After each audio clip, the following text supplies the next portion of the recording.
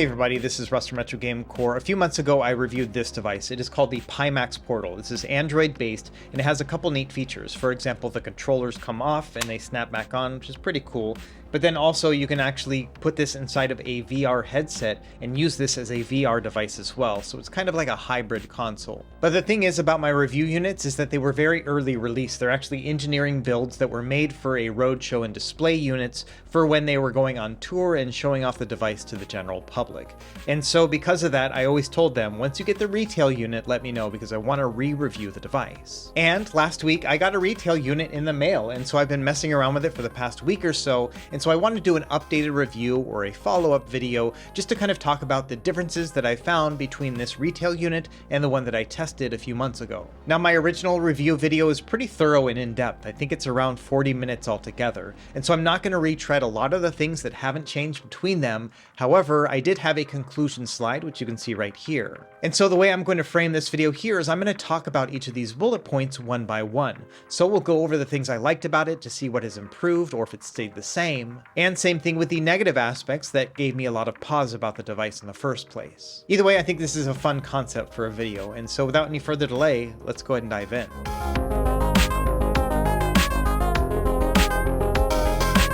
Okay, as we go through the bullet points right here, you're going to find that I'm going to go all over the place because I still have a story to tell, and so I don't want to go bullet by bullet. Instead, I'm going to talk about my experience, but also touching on each of these bullet points in kind of a random fashion. So for example, to start, I want to talk about the D-pad and the face buttons. This was the number one thing that I didn't like about the original Pimax Portal. If you remember from that review, I wasn't a fan of the teardrop design that they were using on both the D-pad and the face buttons. Now, there was a reason why they had it designed like this, and that was because they expected you to pull the controllers off and then use them with a sideways orientation, kind of like how it is with a Nintendo Switch when you're playing it in a multiplayer mode. And this kind of makes a lot of sense given the fact that they already were going to have detachable controllers for the whole VR headset thing, and so the idea here was that they could make these controllers useful independently. However, I do think this introduces some complications and compromises. For example, because they have these detachable controllers, they have a Bluetooth connection. And that's fine when you're pulling them apart because you want to have them connected wirelessly, but when you have them hooked up, that's going to introduce some latency between pushing the button and actually seeing whatever happens on the screen. Now, there are some pins that are there between the controller and the device itself when you have them pressed together. That's going to charge the controllers. But initially, they thought that they were also going to be able to give a data transmission between them as well, thus eliminating the need for Bluetooth. But as far as I can tell within the software, the connection here is still Bluetooth even when you have them pressed up against each other. Now, I'm not super sensitive to the latency thing, and so I can't really tell a difference. I think it's just fine. But the thing that bothers me the most about these controllers is the actual design of the D-pad and face buttons. And I harped on this a lot in my initial review, but basically this teardrop design that they have right here means that they have these pointy parts right in the inside of both the D-pad and the face buttons. And while it does give a unique look, in practice, I don't find this very pleasurable to actually use. Number one, the edges on the teardrops right here are a little bit sharp, like they're not rounded down like I would like. And so because of that, when you go from like left to right or up and down and you slide your thumb across that D-pad part, it doesn't feel very good. In fact, your thumb will get a little bit caught in those sharp edges, and it's just not something that you're probably going to expect when you're playing it. On the face buttons, you have that same problem, but it's not that bad because you don't often slide across buttons on the face button. But you do it a lot on a D-pad, especially if you're playing like a platformer or other retro game. Now, this is an issue I first identified back in December. I actually went to one of their road shows in Los Angeles, and there I tested out the D-pad, and I remember thinking, this is not great. I don't like the fact that I can't slide through this very comfortably. I also met up with the team in January at CES in Las Vegas, and I had the same issues right then. I actually had an opportunity to sit down with the CEO and kind of go over some of my feelings with the Pimax Portal, and that was my number one recommendation, was to offer a second controller option that would have a true cross-style D-pad. And unfortunately, here with the retail units, they are exactly the same as the test units that I tried back in December and January. And additionally, I have not seen any official word from Pimax to say that they are going to offer other controller options. So at least right now, unless we see something official after this video releases, I don't think they're actually going to be putting out a new controller option. And this is probably one of my biggest bummers overall with the Pimax Portal, because honestly, I want this device to succeed. It does a lot of things really well, but unfortunately, this is not a device I enjoy playing on, and it has to do with that D-pad. Now, there are some early adopters who backed the initial Kickstarter campaign, and they're already getting their units. And I've heard that from many of them, the comments are not so bad, that they don't think the D-pad is terrible. I think it really depends on what type of game you're playing. You know, if you're just playing an Android game where you just need to tap on left or right, it's fine. But for me, all the issues come when you start trying to slide across it from left to right or up and down. And because I mostly play retro games or old school games on these devices, this is where it becomes a big problem for me. Anyway, that's one of the bigger bullet points, is that the D-pad and face buttons have not been changed or improved in any way. And so all my misgivings that I had initially are also going to be here as well. Okay, next I want to talk about performance. This was actually my number one positive bullet point about the Pimax Portal. The review unit that was sent to me was overclocked by one of the employees of Pimax, and so they basically tweaked it to perfection and then sent it over to me, and man, that thing performed really, really well. In fact, after making my Portal review video, I did an Android roundup video where I talked about some of the most powerful Android devices, including the Pimax Portal, and I put them against each other when it came to performance. And among the 4 units that I used, the Logitech Cloud, the Odin Pro, the Razer Edge, and the Pimax Portal was head and shoulders above the others. You can see here it got a 3D Mark score of about 5,000 altogether, which is really impressive and actually quite a bit better than the Razer Edge, which was more expensive than the Pimax Portal. When it came to real-world performance, what I found is that you could play most PS2 and GameCube games at a 1080p or a 3x upscale. And so these games looked really, really good on this screen, and it was probably one of the best ways to play PlayStation 2 or GameCube. Now in this retail unit, things are a little bit different. There is a performance mode within their settings. You can basically choose between a high performance mode or a battery saving mode. And you can imagine with me, I immediately put it to the performance mode and just tested everything using that mode. And as you can imagine, I did a bunch of performance testing with this new retail model to see how it did against that souped up overclocked one that I initially had. And when it came to performance testing, the results here were somewhat mixed. Number one, at least when it comes to pure performance, the results were worse. So I got a 3D Mark score of about 4,200 with the wildlife stress test. And this is somewhere around 15 or 20% reduction in performance and puts it kind of on par with the Razer Edge. And when it came to just real-world examples like emulation performance, I did see a drop in overall potential. So instead of getting a stable 3x or 1080p resolution for most GameCube and PS2 games, I had to knock everything down one notch. So for example, with GameCube, many games played at a 3x resolution. I would say about half of them were still fine, but many others would have to go down to a 2x, and even some of those really hard to play ones like F-Zero GX had to go down to a 1x or native resolution in order to run well. And if you remember from my original Pimax Portal review, that was one of the games I had to drop down to a 2x resolution. So we're looking at a full scale drop right here based on the fact that this one's not quite as overclocked as the preview unit that I had. And also when it came to gameplay performance, you know, for the original review unit, I just used the official Dolphin build, didn't do any sort of changes to the settings or anything. With this one here, with the degraded performance, I did have to choose between different emulators, so like the MMJR version, as well as the official one, and I had to go in and mess around with a couple hacks here and there as well, just to be able to get those scores of like a 2x and sometimes 3x resolution for GameCube. So not only will the resolution be a little bit worse when you're playing GameCube games on this device, but the overall experience won't be as seamless because you'll have to hop between different apps and have to go into the settings every once in a while and tweak things here and there. Now that being said, playing 2x GameCube on a smaller screen like this is not that bad. It's kind of hard to tell the difference in fidelity between 2x and 3x anyway. So for example, with PlayStation 2, there were some games that would play at a 3x resolution, but those were kind of few and far between. You know, things like Final Fantasy X, those easier to play games, yes, you can play those at 1080p, no problem.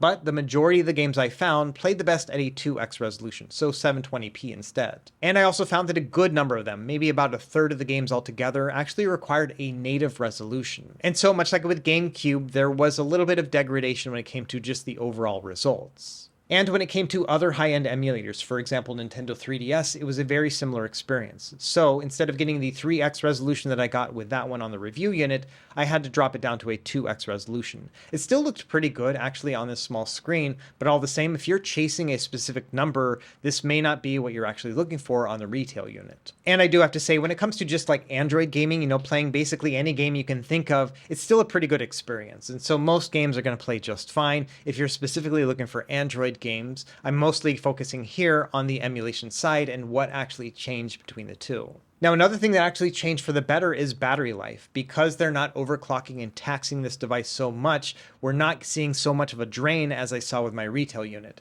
If you remember from my original review, I got an average of about 3 or 4 hours of battery life. And for Android, that's pretty lousy for one of these high-end devices. For example, when doing that 3D Mark score, when I actually scored much higher than the Razer Edge, I lost 42% of battery life during that 10-minute test. And so that is not something that's going to be very sustainable for like long-term use. Meanwhile, with this new update, I did the exact same test, and yes, I got a lower score, but I only lost 17% battery, and so that's much better. In fact, I've seen an average of about 4 to 6 hours of gameplay overall with the Pimax Portal, depending on what type of game I was playing. So yes, the performance here is not quite as good as I was hoping, but all the same, the battery life is better, and I think that might be a better balance overall when it comes to long-term use. Now, moving forward, another thing I liked about the original Pimax Portal was the display. This is a 5.5-inch display, but it has some really impressive specs. Number one, it has a 4K resolution, which is basically unheard of in a screen this size. Now, to the naked eye, when you're actually playing it in handheld mode, you're not going to be able to see the difference between 1080p and 4K. However, when you're using it in the VR mode and you have it right next to your eyes, then yes, that will make a difference. And so that's why they have that 4K display. In addition, the panel has a high refresh rate, so it's a 144 Hz screen, although in the software, the highest it'll actually go is 120 Hz. And within the settings, you have quite a few options. For example, within handheld mode, you can do 1080p 60 Hz, 90 Hz, or 120 Hz. Or you can even push it up to 4K at 90 or 120 Hz. However, like I mentioned, in handheld mode, you're not really going to see that difference, and so it's really just going to drain the battery at that point. And in VR mode, it's going to default to 4K and 90 Hz. And I actually got the VR working on the device this time, unlike my official review, and it actually was pretty nice and impressive looking when you had it right there on your face. And so really, as far as I can tell, nothing has changed from this screen that I had in my original review unit to now, other than a couple little things. For example, there used to be a little camera hole in my review unit, and now I no longer see that. And so I think there is no front-facing camera, or if there is one, you can't really see it. And for better or for worse, the bezels on this are still very large. I think this probably has to do with the actual VR component of it, but all the same, compared to other handhelds, yes, the bezels here are quite significant. When it comes to the other factors I talked about in my review, things like color balance and saturation, these were exactly the same as well, so we're not going to spend a lot of time talking about that. One thing to bear in mind, though, is that they sent me the QLED model. That's the high-end model. If you buy the cheap or the middle tier one, it's going to come with an LCD panel and not QLED. And we'll talk about that more when we get to the pricing point. The next bullet I want to talk about is just the overall size of the Pimax Portal. In my initial review, I said that it was basically a nice size overall, and I still agree with that assessment. Again, we have a 5.5-inch screen, and the size of it is actually a little bit smaller than a Nintendo Switch Lite, and so if you don't mind that size, this is actually going to be a little bit smaller, which feels pretty nice. And admittedly, I like the fact that the controllers pop off because I find myself often playing with the controllers detached. Like, it just feels a little bit more comfortable than actually holding it in my hands as a handheld. And so I like having that additional option. And also I think it makes the device a little bit more pocketable and portable because you can throw the screen in one part, put the controller somewhere else, and it just makes things a little bit more compact and packable. Now, another thing that also has not really changed between my bullet points is the one that I put here in my don't like column, which is that it's a jack of all trades, but a master of none. And for this section, I think things are mostly unchanged, although it's a little bit more nuanced than it was before. For example, the controller design is still the same. The fact that they are trying to appeal to a certain audience that wants to play them sideways, but I think that audience is relatively small compared to the people who are just going to be playing it in handheld mode. So for me, it never really made sense to make a D-pad that's compromised for a smaller percentage of players compared to those who are just going to be playing it in handheld mode. Another aspect that I felt was a mismatch between the features and the users is the display itself. After all, it is a 4K display and you're not going to be playing 4K games in it in handheld mode. In addition, that high refresh rate is really only going to apply when you're playing VR games or some Android games. And I would totally understand those decisions if this was a VR first handheld, but unfortunately I don't think it is. For example, if you go on their website right now, you can pre-order these models, but you cannot order the VR headset. That's going to come out later. And so because of that, it almost seems like a portable first or a handheld first handheld. And in that regard, you're paying for features that you're probably not going to be using when in handheld mode. And so this is another example where they tried to cast a large net to be able to get many people interested in it. But all the same, by having these additional features, you're also isolating certain people who are probably going to be the core users anyway. Another aspect that feels a little bit weird in terms of just who they were trying to pitch it to is the fact that it doesn't have physical volume buttons at all. Now you have to do it in the software. It's not that hard. You just push a button and it comes out from the side. But all the same, it's a little bit weird that you have to do that in the first place. In addition, this device lacks a headphone jack, so you'd have to use a USB-C adapter, so it's not impossible, and of course you can use Bluetooth headphones as well, but all the same, it kind of takes away from that whole handheld user experience as well. Now, another bullet point that I had made in my initial review was that I felt like this software still needed work, and it made sense at the time because after all, it was a preview or early release unit, and so a lot of that software stuff comes later on. Now, on a positive note, I have seen that the software is getting updated. For example, in the past week alone, I've seen 2 different updates come out,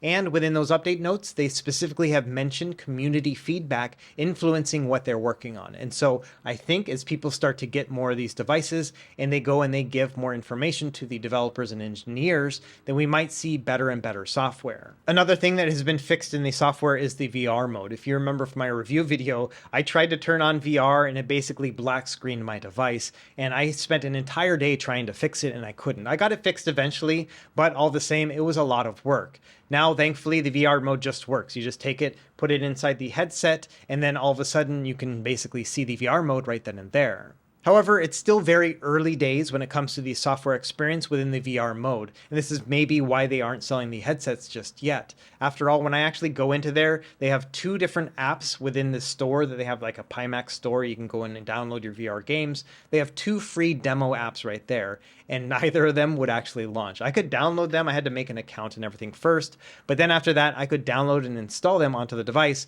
but when I tried to boot them, they would just immediately crash. And so that software still needs some work, and that may be why you're not actually seeing the VR component available for sale right now. However, I will add that the VR experience itself was not that bad. When you put it in, it would like take you into this room, and it was like the Pimax room. You could have like 360-degree like movement, so I could move around, swivel in my chair, and I could see the entire like couch I was sitting on, and then the TV I was looking at, which was like the screen that had the App Store and stuff. And then even behind me, there was a big Pimax sign, and it was smooth and felt like high resolution. Again, that 4K resolution and the high refresh rate really comes in handy when it comes to a virtual reality experience. Now, I'm not a big VR person, so I can't tell you whether or not it was like good, but for me, someone who doesn't use that stuff, it was pretty impressive, and so I liked that. I just hope that the store itself and all the apps that you can play on it do get a little bit more robust in the future. When it comes to the overall software experience, I also found this to be pretty buggy. You know, you have a front end right here from Pimax itself, and it doesn't really play nicely with other apps. So for example, trying to use a different front end like Daijisho can often cause that app to crash. And so because of that, it's just kind of early days right now. And I think that over time, this will probably improve. But day one, at least right now that I'm reviewing, yeah, it's definitely still buggy. Another thing that the Pimax team let me know the other day is that they are not getting Google Play Store certification. It has to do with the fact that it's a VR headset, and I guess there's some special rules. And so because of that, they cannot load that software directly onto the device. Instead, the users will have to do that themselves. Now, I assume that there will be some guides forthcoming, but as it stands right now, if you just want to be able to pick it up and play and start downloading your apps from the Google Play Store, unfortunately, at least that's how it's looking right now, the Pimax Portal will not have that functionality unless you load it yourself. Okay, now let's talk about the one bullet I haven't talked about yet, which is the price point. Now, initially during the Kickstarter campaign, the pricing of the very low end model here, the Pimax Portal, was $299. And I thought that was a very fair price for a Snapdragon 865 equivalent that is overclocked with active cooling and a nice display and, detachable controllers, which is kind of neat as well, and the VR functionality. For $299, that seems like to be a pretty good price overall. Now, unfortunately, that very reasonable Kickstarter price is no longer available. They have raised the price now to $369 altogether. In addition, they have removed the color options. So now it is only going to be the white model that's available at that price point. Honestly, I think the white one looks the best, so no loss there for me. But all the same, for $369, you'll be getting an LCD panel, but with that, 4K resolution, 144 hertz refresh rate, and you'll also get 8 gigs of RAM and 128 gigs of storage. If you want to upgrade it to have more storage, 256 gigs, it's going to come in at $399. So for an additional $30, you can get the black model if you'd like, and then also you will be able to have that higher storage. Now, like I mentioned before, they sent me the QLED model, and so that's the high spec one. That one is $550, and that's always been that way. It's a very expensive machine, but all the same, I'm not really sure that the change between LCD and QLED is going to be worth that price difference right there. However, one thing to bear in mind, if you want to play PC virtual reality games, like you want to hook your computer into this headset, you can do that if you have the headset, but it only works on the QLED model. So if you do want to have that experience, you do have to pay for that high tier one, which is pretty darn expensive just to have one additional feature and a better display. So yes, in my initial review, I actually put a question mark around pricing because I wasn't sure if the price was going to go up, but I did mention that if the price did go up, then I would have to reassess whether or not it's going to be worth it. And I think that's a great segue to my last section here, which is to discuss whether or not I think the Pimax Portal is going to be worth it for you. And I think there's quite a few factors to consider. Number one, for the price point, if you actually look at all the components, it's really not that bad of a deal. We're looking at some pretty great performance, a really high resolution screen that is pretty versatile. You can use it for VR and everything else like that. So you are getting a lot of bang for your buck, although it does have a high sticker price. However, you have to also consider that the pricing here is before taxes and shipping. So when it comes down to it, it's probably going to be about $400 to get this thing shipped to your door. And every YouTuber loves to get to that $400 price point because then you can start comparing it to other models like the base model of the Steam Deck. That thing is going to be much more powerful, but of course going to be bigger and more unwieldy. But all the same, when it comes to value, $400 for a Steam Deck versus $400 for a Pimax Portal, I know which one I'm going to be picking between the two. And if we're talking about a $400 price point and still keeping with Android, then I think we need to talk about the Razer Edge as well. This one comes in at $399,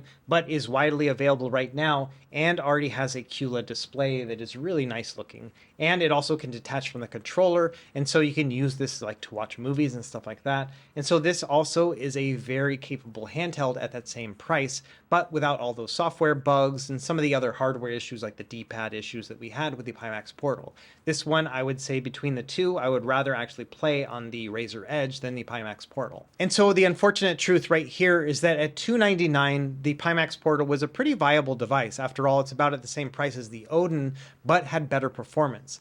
At around $369 or, really $400 after shipping and all that, it becomes less viable to me just because at that price point, something like the Steam Deck or even the Razer Edge might actually give you a much better experience. When it comes down to it, I'm not comfortable saying don't buy the Pimax Portal because I think there is still a market for it. If you want something that is VR capable and you don't mind being like an early adopter to the entire experience, then sure, I can see some people still being interested in the Pimax Portal and picking one up. For everybody else, if you have $400 burning a hole in your pocket, I think that money can be spent elsewhere. For example, a Steam Deck or even the Razer Edge will give you a better value overall. Of course, the smartest move would be just to not buy anything at all. After all, you're going to save yourself about $400.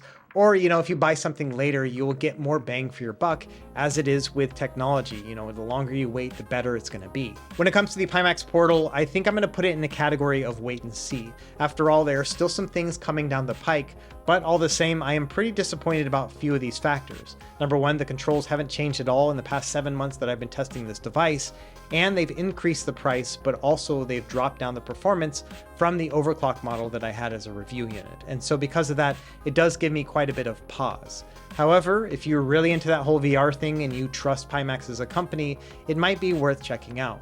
Anyway, thank you to Pimax for sending out this retail unit so I could really get into the heart of the matter. And as always, thank you for watching. Be sure to like and subscribe if you found this helpful, and we will see you next time. Happy gaming.